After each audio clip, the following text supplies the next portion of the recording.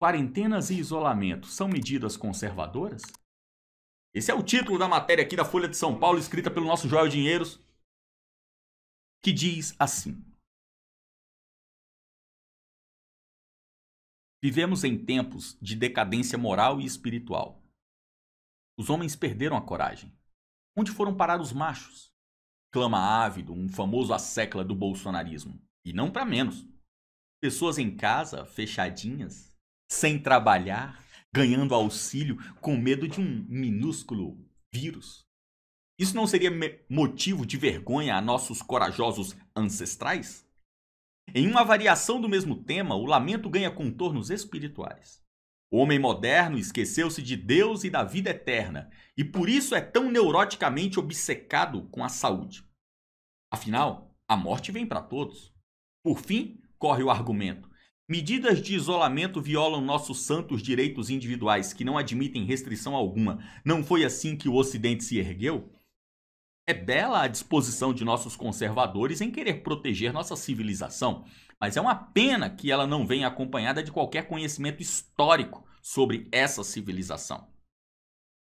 Ao contrário da imaginação conservadora, nossos antepassados de carne e osso reagiram às epidemias de seu tempo de maneiras similares à nossa. A própria ideia de quarentena aplicada a navios e caravanas que chegam de fora durante uma peste foi uma inovação da peste negra. E as medidas não paravam por aí.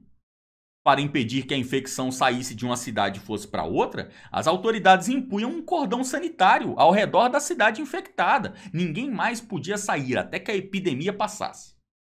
Proibição de aglomerações e festas, de jogos e teatros. Aliás, Shakespeare escreveu seus poemas mais famosos durante uma longa quarentena sem teatro, de 1592 a 93.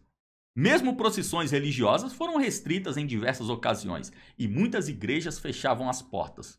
Nos piores momentos, os próprios fiéis deixavam de ir.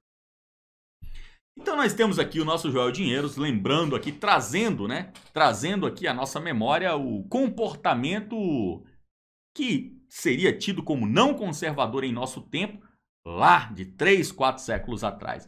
O que o Joel Dinheiros ignora é que, por exemplo, quando ele diz que os navios que chegavam tinham que ficar de quarentena, ficar ali um período determinado, antes de os viajantes descerem e entrarem na cidade, ele se esquece que quem ficava ali em quarentena eram os doentes.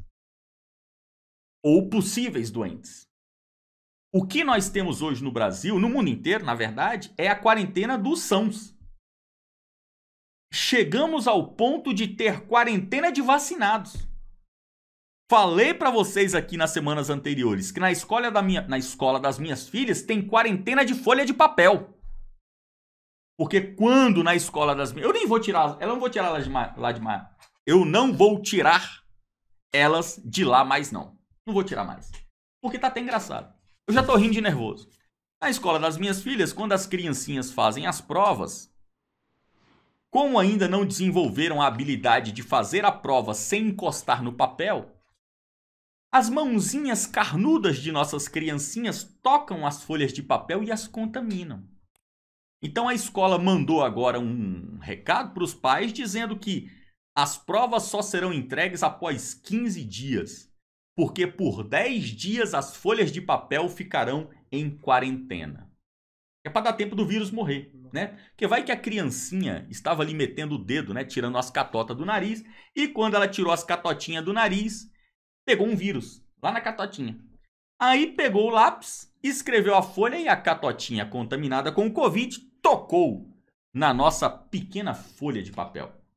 A professora tem nada a ver com essa história, uma senhora de 50 anos, pega aquela folha de papel contaminada com o morceguinho chinês e vai a óbito. Por culpa de uma criancinha inocente, uma criancinha imaculada, pura, que estava apenas tirando a catotinha do nariz e resolvendo os seus problemas matemáticos. Então, o Joel Dinheiros, ele ignora, essa parte óbvia de que no Brasil nós estamos tendo quarentena de vacinados. o camarada velho idoso, né, vai lá, toma a porcaria da vacina e fica de quarentena, de máscara, trancado em casa, não pode nem jogar o seu gamão ali na praça com os seus amiguinhos da terceira idade. É uma matéria idiota, né? Esse tipo de jornal, esse tipo de matéria é a matéria que compõe os jornais. E outra coisa aqui, né? Outro ponto no final é que ele fala sobre fechamento de teatro, ele fala sobre o fechamento de igrejas.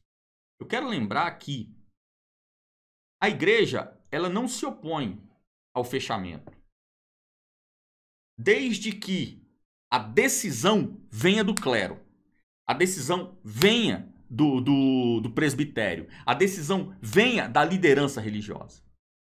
Por exemplo, um país entra em guerra, o país está em guerra, guerra civil ou uma guerra entre nações. A liderança cristã, ela toma a iniciativa de transformar o templo num hospital de campanha. Não tem problema algum, pelo contrário, não há nada mais cristão do que você tomar uma postura dessa. Mas o que nós estamos vendo no Brasil hoje não é isso. O que nós estamos vendo no Brasil é o poder do Estado, o poder político, mandando e desmandando no poder religioso. Então você veja como o cão trabalha. Começaram pedindo Estado laico, a separação entre religião e Estado. Terminaram com o Estado mandando na religião. Você sempre tem que ficar com os olhos abertos. Porque o cão, ele nunca chega chutando a porta. Ele chega pedindo licença. Ele chega pedindo autorização para entrar. Então, por que nós falamos tanto aqui contra as brechas que são abertas nesse germenzinho de conservadorismo no Brasil? Porque o pessoal está pensando assim, Fernando, mas você é muito chato. Qual o problema de termos o apoio da comunidade LGBT? Começa assim. Começa assim. Então você tem que sempre ficar atento. Começaram pedindo Estado laico, separação entre religião e Estado. Terminaram com o Estado mandando na religião. Então esse é o ponto que nós estamos hoje no Brasil e no mundo.